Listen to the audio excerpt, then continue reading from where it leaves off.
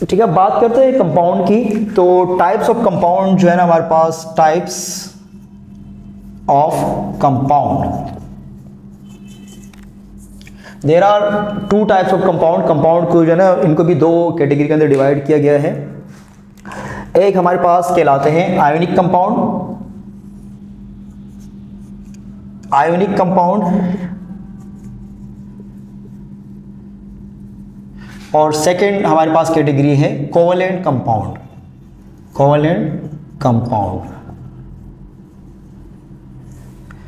Ionic compound में जो है ना एलिमेंट्स या एटम्स केमिकली जो है ना बॉन्ड बना चुके होंगे। कौन सी बॉन्ड? Ionic bond. ठीक है, तो आप नाम से पता चल रहा है कि आयोनिक कंपाउंड के अंदर जो है ना एटम क्या होंगे, डिफरेंट एटम कंबाइंड होंगे by the help of ionic bond. और यहाँ पर जो एलिमेंट कंबाइंड होंगे तो इनके अंदर कौन सा बॉन्ड होंगे हमारे पास? कोवलेंट बॉन्ड होंगे। ठीक है, तो यहाँ पर एटम आप ये कह सकते हो कि ionic bond in this compound, ionic bond is present. तो आप लिख सकते हैं कि आयोनिक बॉन्ड इज फाउंड, ठीक है, इन आयोनिक कंपाउंड।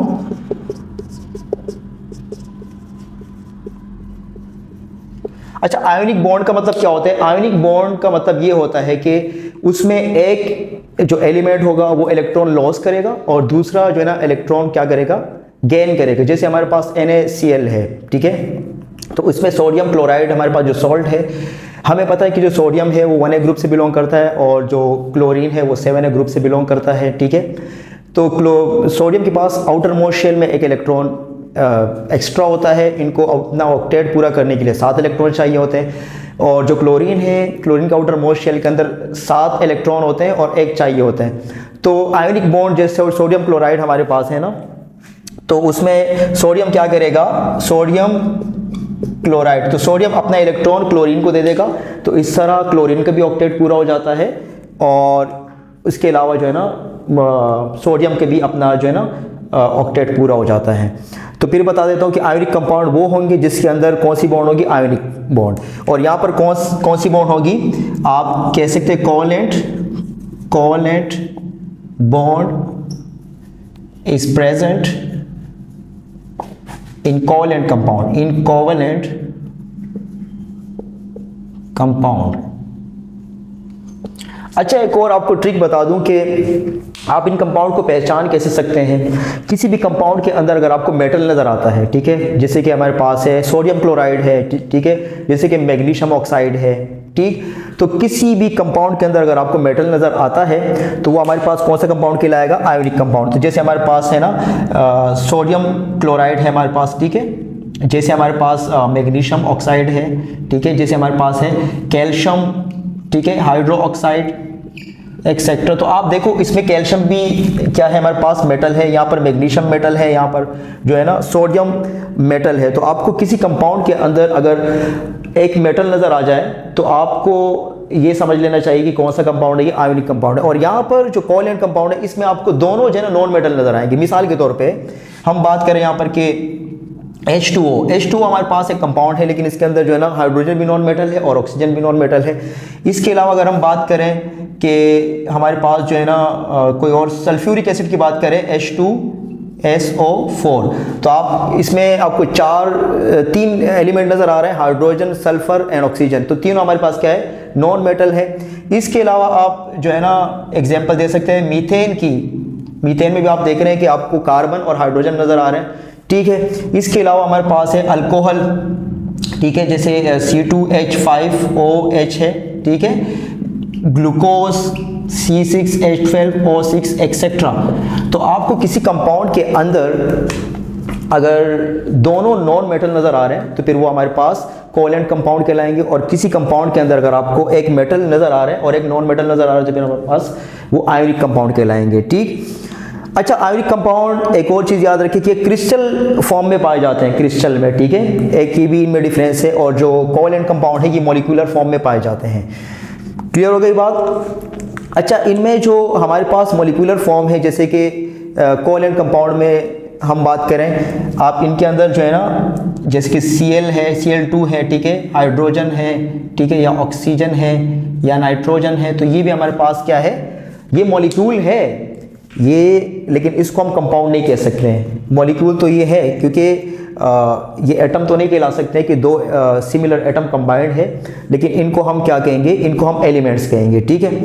फिर इनको जो है ना मॉलिक्यूल को फिर 2 कैटेगरीज में डिवाइड किया गया है, क्योंकि हमारे पास देखो ये भी मॉलिक्यूल है, ये भी मॉलिक्यूल है, सब मॉलिक्यूल है, ये भी मॉलिक्यूल है, लेकिन इनमें फ़र्क ये है कि ये जो क्लोरीन है और हाइड्रोजन है, ऑक्सीजन है, नाइट्रोजन, ये सिमिलर एटम से बने हुए, सेम एटम से बने हुए, और जो वाटर है या सल्फ्यूरिक एसिड है या मीथेन है या हमारे पास अल्कोहल है या जो है ना ग्लूकोज है, ये ना डिफरेंट एटम से बने हुए, ठीक है। तो इनको फिर 2 कैटेगरी में डिवाइड किया जाता है कंपाउंड को, they are further divide to 2 categories. तो इसमें हमारे पास जो है ना होमो एटॉमिक मॉलिक्यूल, ठीक है। इन होमोटॉमिक, होमो का मतलब होता है सेम, ठीक है। तो ये ऐसे मॉलिक्यूल होंगे जो सेम एटम से बने होंगे, जैसे हमारे पास है, जैसे कि ऑक्सीजन है, ठीक है, जैसे कि नाइट्रोजन है, और ये हमारे पास कहलाएंगे हीट्रो एटॉमिक मॉलिक्यूल, ठीक है। तो ये जो हमारे पास मॉलिक्यूल होंगे डिफरेंट एटम से बने होंगे, जैसे हमारे पास है H2O, ठीक है, जैसे हमारे पास जो है ना मीथेन है, ठीक, एक्सेट्रा। अच्छा, फिर जो मॉलिक्यूल है जो हमारे पास या हीट्रो कह लो या हमारे पास होमो, हीट्रो का मतलब होता है डिफरेंट और होमो का मतलब होता है सेम। तो ये सेम एटम से बने होंगे मॉलिक्यूल और ये हमारे पास डिफरेंट एटम से बने होंगे। अच्छा, ये एक बात दोबारा रिवाइज करा देता हूँ कि हमारे पास जो सिमिलर एटम्स या सेम एटम से बने होते हैं वो मॉलिक्यूल हमारे पास कंपाउंड नहीं कहलाएंगे, वो क्या कहलाएंगे, एलिमेंट्स कहलाएंगे, ठीक है। वो तो फिर इनको फर्दर कैटेगरी में डिवाइड किया गया है, यहाँ पर जगह नहीं तो मैं यहाँ लिख पाया देता हूँ। इनको फिर जो है ना हमारे पास एक है डायटोमिक मॉलिक्यूल, इनकी फर्दर वो है क्लासिफिकेशन है। तो एक हमारे पास कहलाते हैं diatomic molecule,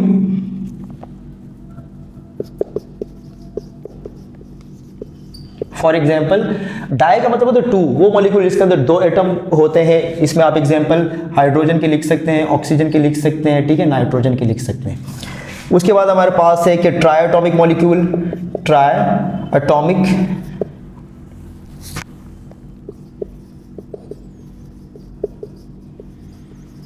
for example try का मतलब 3, वो मॉलिक्यूल जो 3 एटम से मिलकर बने हो, जिसमें हमारे पास जो है ना ओजोन की बात करें, ठीक, और इसके अलावा जो है ना वाटर की बात करें तो वाटर और ओजोन हमारे पास क्या है, ट्राई एटॉमिक मॉलिक्यूल है।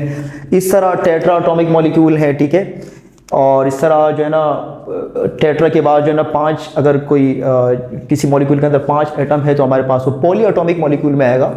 तो आपने ये याद रखना है कि हमारे पास जो है ना डायटोमिक, ट्राइटोमिक या पॉलीएटॉमिक होते हैं मॉलिक्यूल, बस एटम पे डिपेंड करो। तो किसी मॉलिक्यूल के अंदर अगर 2 एटम है तो फिर वो डायटोमिक मॉलिक्यूल कहलाएगा, किसी के अंदर अगर 3 एटम है तो ट्राइटोमिक कहलाएगा, अगर किसी के अंदर 4 एटम है तो फिर वो जो है ना पॉलीएटॉमिक मॉलिक्यूल कहलाएगा, ठीक है। तो आपको फिर रिवाइज करा देता हूँ। हमारे पास जो आज का लेक्चर था उसमें हमने सब्सटेंस के बारे में पढ़ा। सब्सटेंस हमने कहा कि any pure piece of matter is called substance. फिर हमने बहुत सारे एग्जांपल इसकी डिस्कस की, ठीक है।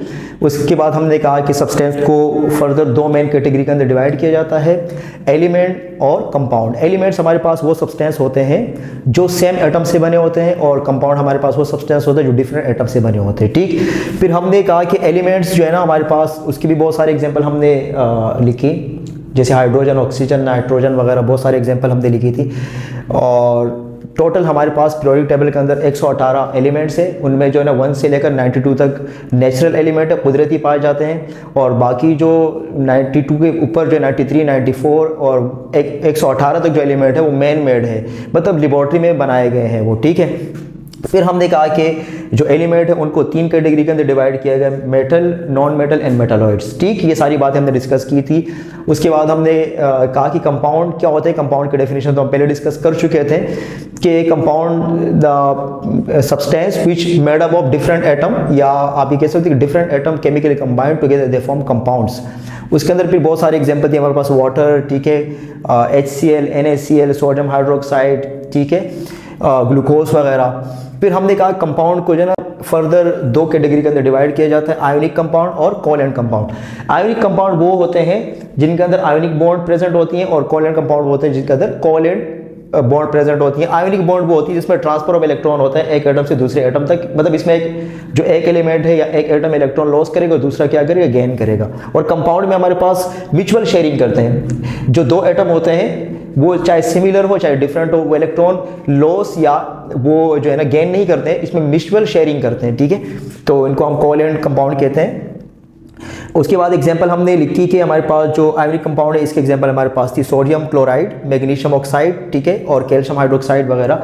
और आपको मैंने एक ट्रिक ये भी बताई थी कि जो भी आयोनिक कंपाउंड होंगे उनके अंदर आपको मेटल नजर आएगा, और जो कोवैलेंट कंपाउंड है इनके अंदर आपको मेटल नजर नहीं आएगा। आपको जितने भी कंपाउंड नजर आएंगे या मॉलिक्यूल नजर आएंगे वो सारे के सारे नॉन जो है ना मेटल होंगे उनके अंदर, ठीक है। फिर उसके बाद मैंने कहा कि आयोनिक जो कंपाउंड है इनके अंदर आपको क्रिस्टल, अगर आप इनको देखेंगे माइक्रोस्कोप से तो आपको क्रिस्टल नजर आते हैं, ठीक है, 3 डायमेंशनल। और कंपाउंड जो है ना इनके अंदर आपको मॉलिक्यूल नजर आते हैं। फिर हमने कहा जो कंपाउंड के मॉलिक्यूल हैं इनको दो कैटेगरी के अंदर डिवाइड किया गया है। एक हमारे पास है होमो एटॉमिक मॉलिक्यूल और एक हमारे पास है हेटेरो एटॉमिक मॉलिक्यूल। होमो एटॉमिक मॉलिक्यूल वो होते हैं जो सिमिलर एटम से बने होते हैं, और हेटेरो एटॉमिक मॉलिक्यूल वो होते हैं जो डिफरेंट एटम से बने होते हैं। फिर हमने कहा कि on the basis of presence of atoms the compound further divide into diatomic molecule, triatomic molecule, ठीक है, और पॉलीएटॉमिक मॉलिक्यूल। किसी एटम के अंदर अगर मिसाल के तौर पे कि 2 एटम है तो फिर डायटोमिक मॉलिक्यूल कहलाएगा, किसी के अंदर 3 एटम है तो ट्राई कहलाएगा, इस तरह टेट्रा कहलाएगा 4 एटम वाला, पेंटा, लेकिन वो सब फिर पॉलीएटॉमिक मॉलिक्यूल के अंदर जो है ना काउंट किए जाते हैं, ठीक है। तो ये हमारे पास आज का लेक्चर था। इंशाल्लाह नेक्स्ट लेक्चर में हम किसी और टॉपिक डिस्कस करेंगे। और